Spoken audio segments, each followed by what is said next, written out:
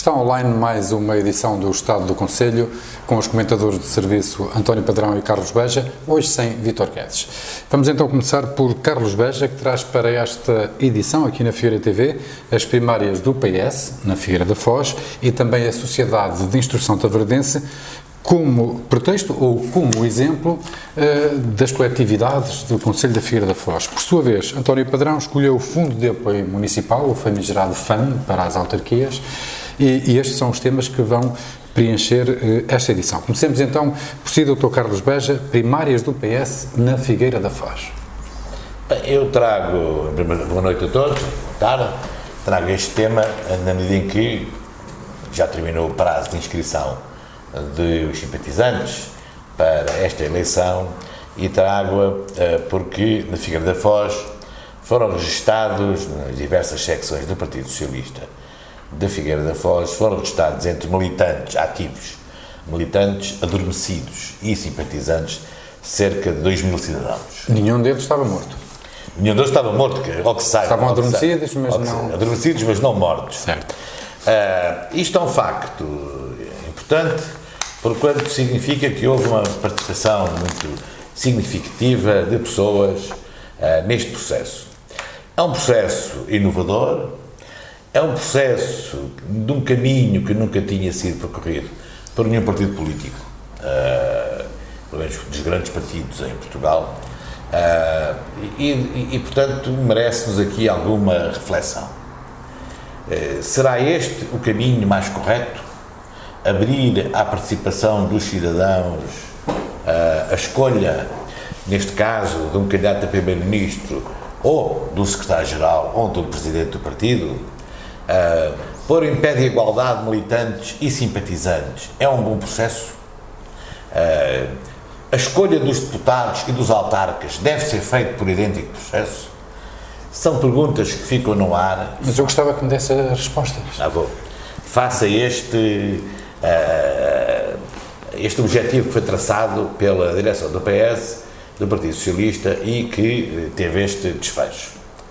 Independentemente do resultado que possa vir a acontecer, eu penso que este é um caminho muito interessante para percorrer, com afinações, obviamente, com mais tempo para preparar as coisas, mas face ao divórcio que existe hoje entre os cidadãos e a política e entre os chamados aparelhos partidários e a representatividade democrática ou a democracia representativa em Portugal e na Europa, como nós a conhecemos, penso que este é um caminho que merece ser aprofundado.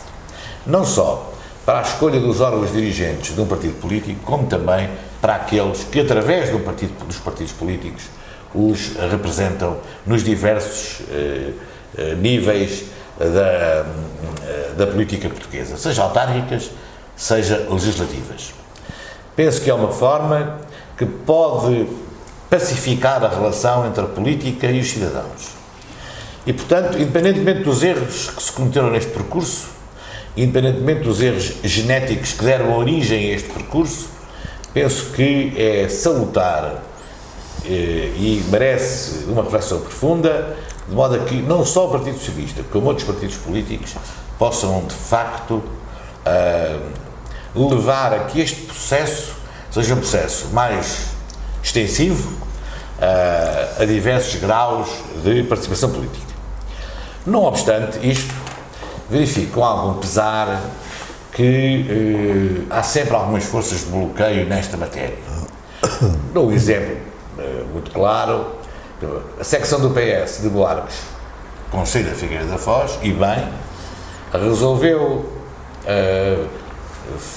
proceder da seguinte forma: a eleição, no dia 28, é feita num local público, isto é, num pavilhão, fora do Partido Socialista, com urna de voto, com cabine, com mesas desdobradas, por forma a que todos os cidadãos, independentemente de serem do PS ou não, desde que inscritos, se possam sentir à vontade neste ato. Ao contrário, outras secções, o caso da Figueira da Foz, que remeteu a eleição para a sede do PS, pequena, como sabem, e com poucas condições, o que significa que se calhar não terá grande vontade de ver um grande fluxo de cidadãos e de militantes e simpatizantes a esse acontecimento. E, portanto, eu penso que o exemplo que foi dado de 150 mil simpatizantes a inscreverem-se, isto é, o número de simpatizantes que se inscreveram para esta eleição é maior do que o número de militantes ativos ou adormecidos do Partido Socialista, merece uma reflexão, merece que esta eleição seja respeitada e participada o mais aberta possível, fora das sedes partidárias, em juntas de freguesia, em escolas, em coletividades, por forma a que a legitimidade deste líder partidário, neste caso este candidato a primeiro-ministro, ou de outros no futuro, tenha um significado simbólico para a democracia portuguesa. Sim, concluindo, concorda com as primárias? Eu concordo com as primárias, e não só as primárias para a eleição de candidato a primeiro-ministro ou de secretário-geral, mas concordo com as primárias em relação à eleição de qualquer representante de um partido político nos diversos órgãos de decisão democrática em Portugal. António Padrão, isto é uma novidade em Portugal. Há quem diga que há forças partidárias, que não o PS, que estão a angariar também simpatizantes para votarem ou António José Seguro ou António Costa de forma a desvirtuar o resultado ou poderem proporcionar o resultado que mais interessa a essas forças políticas. Isto é falta de respeito por uma decisão de um partido, ou é um oportunismo político, a ser verdade, não é? Um oportunismo político ou falta de maturidade democrática? O facto de surgir nestas circunstâncias de enquadramento dentro das eleições do PS se refere. Claro. Antes de responder à questão, eu gostaria de referir o seguinte: para quem nos possa ouvir e quem nos possa ter ouvido ao longo de, penso que mais de um ano de Estados do Conselho, eu tenho vindo de forma reiterada a considerar que os partidos políticos necessitam de uma reforma profunda, dado que o divórcio que o Carlos acabou de referir é uma evidência que não pode ser de forma nenhuma ocultada. E os partidos políticos são os agentes que podem promover essa mudança. A questão que se coloca é se estão interessados em fazer essa mudança. E não me parece de todo, excetuando, não me parece de todo, pelo menos até ao momento, não foi possível por parte quer do PSD, quer por parte do Partido Socialista, quer por parte do PP, promover a reforma que possa levar ao reencontro dos eleitores com a atividade partidária. De modo que esta atitude, claro que fica sempre a dúvida, este gesto e esta iniciativa, que desde o ponto de vista formal me parece extremamente correta, porquanto o alargamento da base participativa dos eleitores pode promover a aproximação dos mesmos à atividade política, e nomeadamente e em particular à atividade partidária, parece-me um gesto particularmente acertado. Eu confesso que lamento que o PSD não se tenha antecipado nesse sentido. E lamento por uma razão simples, entre outras, mas há uma que gostaria de sublinhar. Estas reformas estas atitudes são mais genuínas e são mais transparentes quando se está no poder. E se aluão menos credíveis, tendencialmente menos credíveis, também não quero ser taxativo, quando se está na oposição. Porque quando se está na oposição existe um esforço de inovação, um esforço de propensão reformista, um esforço de aproximação ao eleitorado, e esse esforço é visível, e é visível nesta proposta do Partido Socialista. Mas, enfim, com uma ressalva, em ausência de manobras estranhas que se possam associar a todo este processo, Isso vamos verificar seguramente após o dia 28, em ausência de manobras estranhas, de variáveis mais poluentes, digamos assim. Deste ponto de vista formal, parece uma atitude particularmente interessante. Era essas manobras que me referia. É cedo para fazermos as contas nesse sentido, não é? Não é uma questão de fazer contas. A confirmar-se que há forças partidárias que estão a angariar simpatizantes para uma e outra ou outra candidatura a fim de poderem tentar influenciar os resultados que mais convierem. Perguntei-lhe se é oportunismo, se é falta de respeito por uma iniciativa de um partido ou se é falta de maturidade democrática. Não, eu penso, vamos lá ver, eu penso que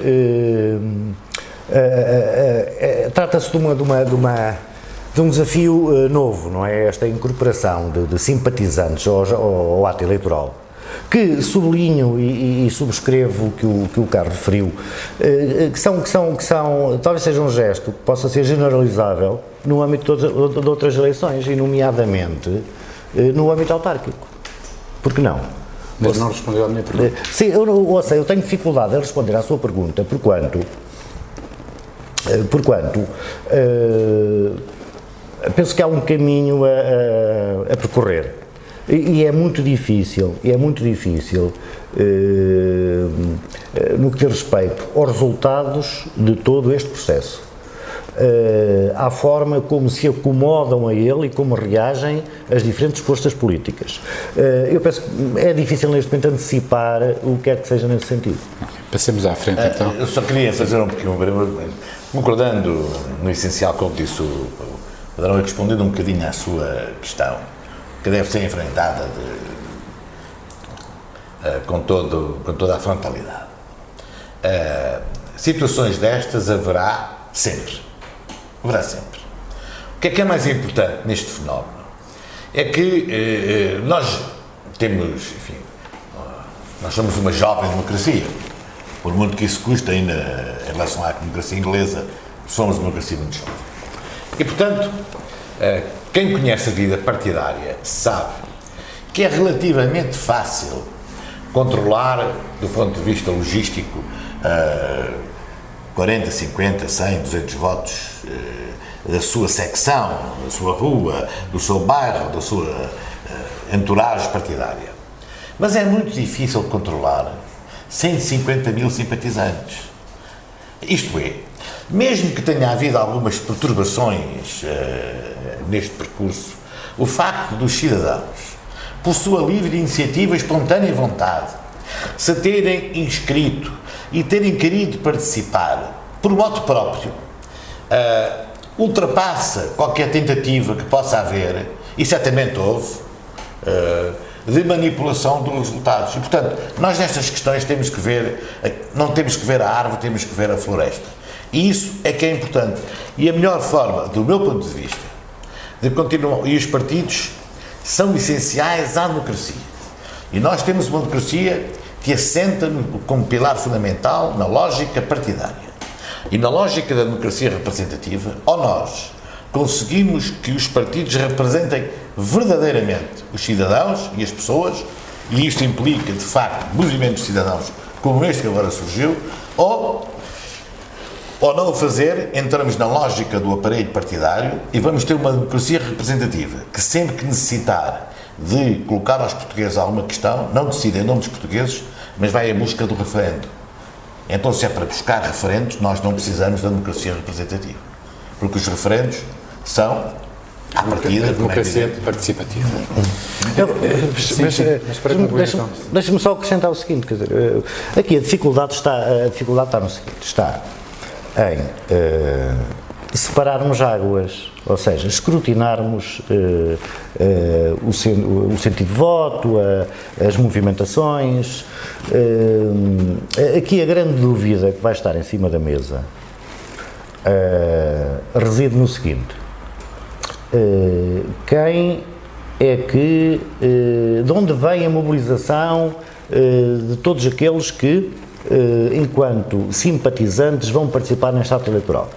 Ela advém da máquina partidária e não é senão uma extensão dos agentes políticos partidários, ou ela é, sobretudo, genuína e espontânea e, enfim, e vem da consciência e do sentido cívico de cada um. Será as duas coisas. E onde estará o maior peso? E onde estará o maior peso específico? Onde estará o maior peso específico? Estará na mobilização da... Ou seja, é a mobilização da máquina que produz este efeito, ou é o simples voluntarismo e desejo de participação cívica? Isso é uma questão muito difícil de responder. Por isso é muito difícil de responder. E de aferir também. E de aferir também.